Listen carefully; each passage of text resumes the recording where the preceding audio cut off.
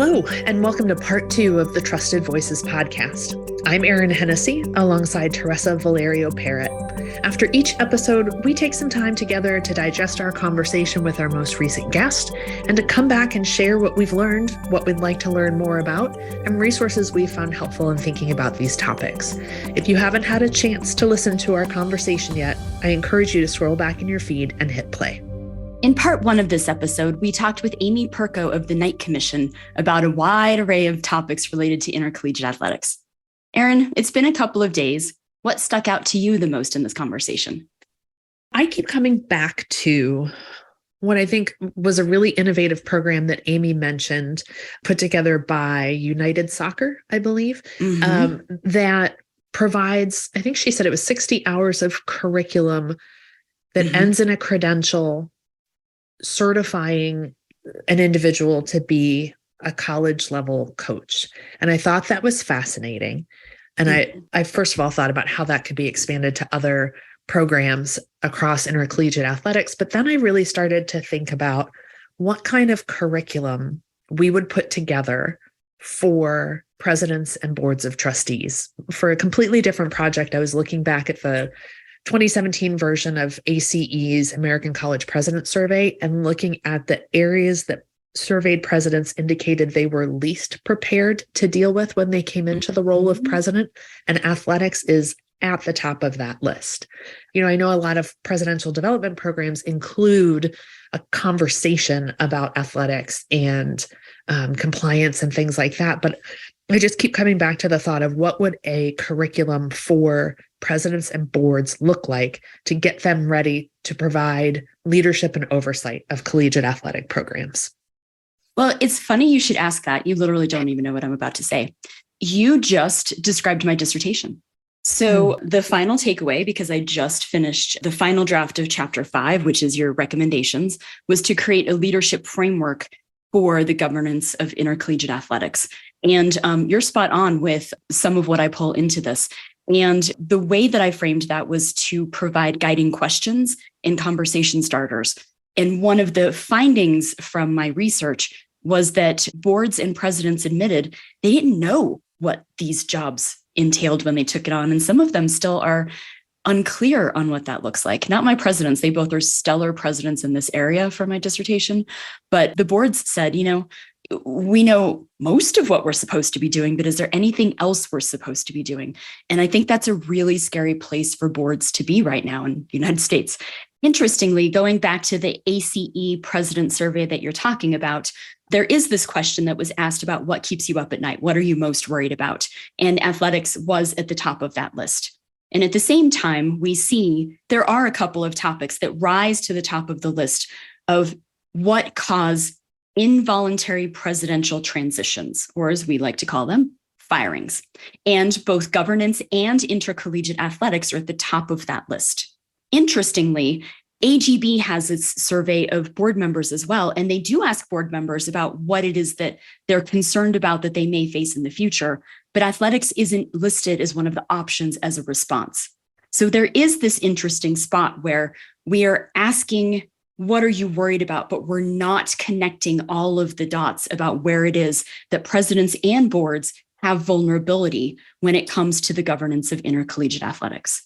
Yeah, I think that's such a good point. And I swear to our listeners, I was not attempting to teach her to talk about her dissertation again. But sorry, everybody. Everybody, I'm done in a month and 5 days. And so after that, hopefully y'all don't have to hear about this. And then we're going to have like a month prohibition on the word dissertation. But I keep thinking back to when I was at ACE navigating or watching higher education navigate the Sandusky issues at Penn State. And the conversations that came out of that at other institutions and across the industry really focused on whether or not presidents were engaged enough in athletics, particularly big time collegiate athletics, whether or not they were sort of abdicating their responsibilities and letting, in many cases, the AD and the football coach sort of run that part of the institutional enterprise free of any kind of oversight from the president's office, because it was believed to be better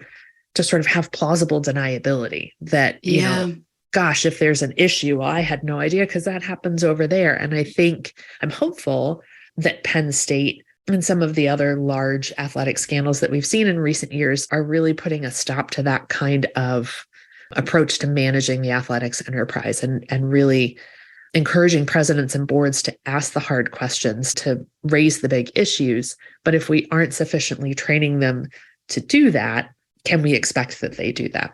Well, I think there is the question about, are we training them? But I also think I'm going to go back to what Amy was talking to us about. And that is, fundamentally, there is this issue tied to athletics that the NCAA is a member organization.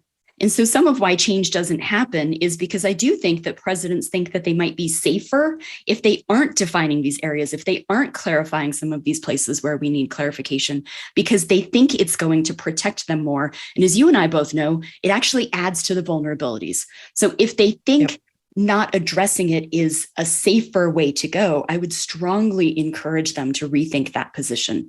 And Amy talked about this a bit. There were a couple of things that she mentioned, including this goes back to the NCAA, but again, it's a member organization. So this brings the presidents into the conversations as well. And that's that she mentioned that when the NCAA in athletics is under fire in so many ways, you would think that they would want to actually act more quickly. Right. And as we've seen, that's not always how this goes. So again, how are presidents who are on the board and are the people who run the member organization thinking about what their roles and responsibilities are, the timeliness with which they need to act when this environment is moving so quickly? And I worry that a number of institutions are just watching it all go by until there's going to be a problem. Yeah.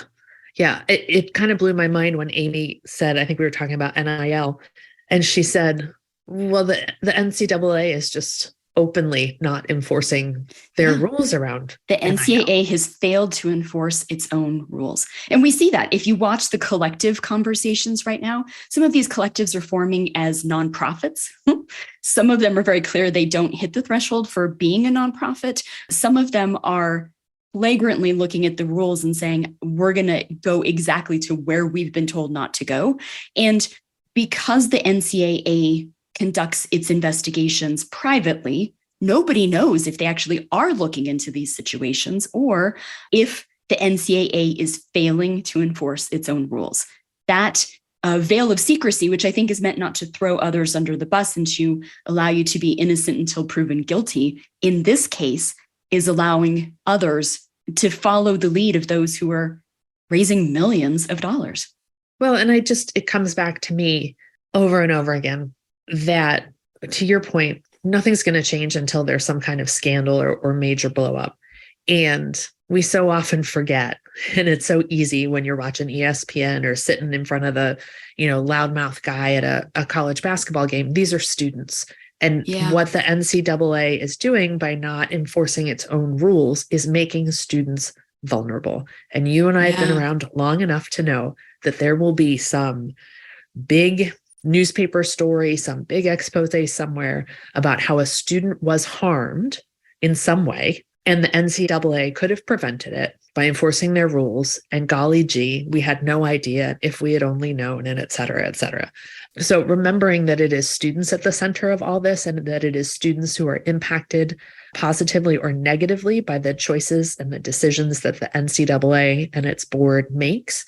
I just think that sort of gets forgotten so often until it becomes front page news and people ask that question of, why wasn't this being paid its proper attention? And Amy gave us some excellent examples of where these conversations are being raised, and they may or may not be under review or being adjusted. And to your point, there is this unintentional consequence that often we look back and say, wow, this really hurt students, right? This unintentional consequence to them, and they become collateral damage in situations that have been raised previously. So if we go back to Amy mentioning that in 2008, the Knight Commission released a study on NIL, what became NIL, I think that's fascinating. And I'm going to quote from this. So Gerald Turner was the co-chair with Britt Kerwin. And Gerald Turner is quoted as saying, college athletes in fantasy games and video games may seem trivial to some, but these and other forms of new media pose new challenges to the long-held distinction between commercial activity featuring teams and that which focuses on individual athletes. This was in 2008. Yeah. So here we are in 2023, and people are saying this is coming at us so fast, and it is coming at us so fast from 2008. Yeah. Yeah. And the only thing that's changed is some of the terms and the technology. I mean, the NFTs and all of this stuff, but the core issues are the same. We didn't talk to Amy about this on a personal level, but I do wonder how she continues to do this work and what her personal level of frustration is, because the Knight Commission has been really, just sort of watchdogging the NCAA for so long. And they've had some really important victories and moved the industry and the conversation forward in some really important ways. But to your point, they've been watching this NIL issue for years and years and years, and folks are just waking up to it today. So I do wonder how you manage that kind of personal frustration, but I'm really glad that Amy continues to do this work and that folks continue to serve on the commission, because they are, I think, a really important voice and watchdog for student athletes. Yeah. And I feel like I need to give a little bit of love to Jeremy Bloom, because anytime I can give a little love to Jeremy Bloom, I do, because I think he raised some important considerations.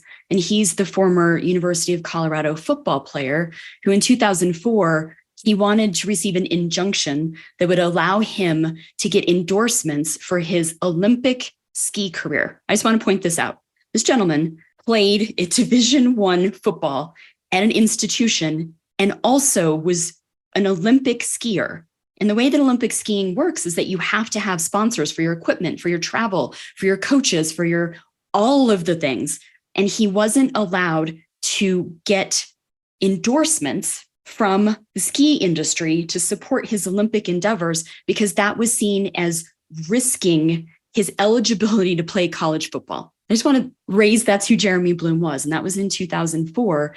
And the court denied the injunction because they said that this was in conflict and a clear demarcation between intercollegiate athletics and professional sports. And I just think about how far we've come in these almost 20 years since then. And I just go back to the fact that that wasn't a judgment that was best for a student athlete. That purely was a maintenance of how we all like to think about the purity of sport. Yeah, we could do hours on this. I know. I do want to be very clear on something, though. Sorry. Yeah. No, and that is sports do great things. And Amy talked about this, right? Whether it's time management, learning leadership skills, being able to practice what you love. I mean, there's so many great things that come from athletics. And I don't want for us to forget that. But I also think that we have an obligation to our student athletes to be treating them with respect and to be ensuring that how we talk about athletics is how it's implemented and lived. Yes. And you and I had vastly different collegiate experiences, and athletics was a very small part of mine. I was at a Division III institution. I was not a student athlete, but I do want to add to what you're saying. At a lot of places, this is being done right. And there are good people with good intentions who are following all the rules and are probably, talking about frustration, deeply frustrated to see other institutions, competitors, colleagues, whomever, not playing by the rules or leaning into loopholes and gray areas that benefit their institution, their team, their program. I do think that, however, when you talk about the kind of money that is in collegiate athletics, and thinking back to Amy talking about increase in revenues for, this is where I get in trouble. Football, I think, is what we were talking about. When you talk about that kind of money, it's very, very hard for people, even with the best of intentions and a focus on the student athlete experience, to do the right thing when you're talking about billions and billions of dollars, and what your institutional share of that is, and how much you've already put into a program, and how much pressure you're under from boosters and alums to make it to the playoffs, to make it to Final Four, to make it to whatever the thing is. There's just so many opportunities for this good thing that does great stuff for our students to be perverted because of money, because of ambition, because of, any number of things. And so it's to your point, we talk about the purity of intercollegiate athletics, and not everybody is focused on that goal. Right. Oh, and that's a big sigh. Oh, I do want to return to one more topic that was the thread throughout the conversation, and that was Title IX. I thought that Amy did a fantastic job of sharing what the recommendations were from the Knight Commission on Title IX, and specifically looking at women's basketball. And then also talking about how there was this alignment between what the Knight Commission suggested and the NCAA's own report encouraged, and that it wasn't fully implemented. And it goes back to what you were just saying, it's all about the Benjamins, right? It goes back to the money. And I thought that was fascinating. And I will be interested to see, because the Knight Commission is so smart on the issues it takes on, how it does that, and when it drops its reports, to see what we might have ahead as we head into March Madness. Yeah, I keep coming back to that clip. I think it was it Kai Rizdal was interviewing Emmert, sort of a look back on his career as he left, and asked very pointedly about the experience of women collegiate athletes. And Emmert said all the right things about this continuing to be a focus and a priority moving forward. And whoever the reporter was, I do think it was Kai Rizdal, came back and said, well, yeah, but you were in the job for 13 years. You could have moved the needle on this. And that, I think, was a very telling moment. I hope that this is top of the priority list for Governor Baker when he joins the NCAA. But as you said, we know the Knight Commission will be watching, and I'm interested to see as well what they have to say about whether or not progress has been made. And I think it would only be appropriate for our wrap-up episode if we talked about really quickly that this isn't a communications issue, right? This isn't a storytelling problem. This is a leadership problem, because in this case, to your point, he said the right things. That means that the communicator had him prepped. That means that there was training that went on. That means that there is a strategy that has been written. You can have all of those things, but if the decisions aren't being made behind the scenes, then you get that tough follow-up question that says, and why aren't you doing the hard work? Yeah. Yep. So on that note, let's go ahead and wrap this episode 3. Thank you for joining us again on Trusted Voices. We look forward to being back in your feed in a couple of weeks with a new guest and continuing conversations about higher education's leadership and communications. Until then, on behalf of Erin Hennessy, our thanks to DJ Hochschild, Aaron Stern, and the Volt team for another great episode.